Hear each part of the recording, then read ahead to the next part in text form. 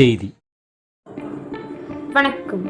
விவி செய்திகளுக்காக செய்திகள் வாசிப்பது திருதி.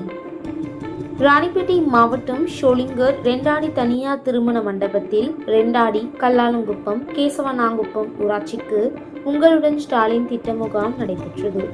முகாமில் பொதுமக்களிடமிருந்து 400க்கும் மேற்பட்ட மனுக்களை பெற்றனர்.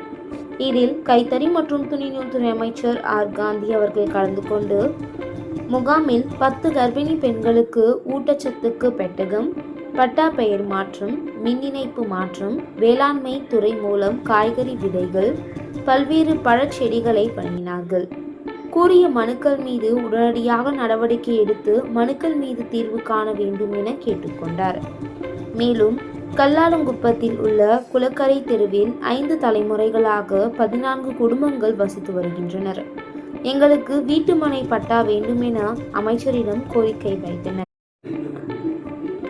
இந்த மனு மீது உடனடியாக ஆய்வு செய்து உடனடியாக தீர்வு காண வேண்டும் என அதிகாரிகளுக்கு உத்தரவிட்டார்.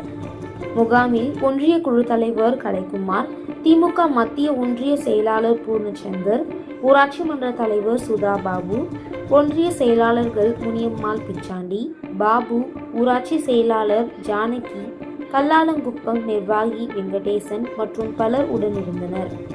விவி செய்திகளுக்காக விஜய் மற்றும் பாஸ்கர்.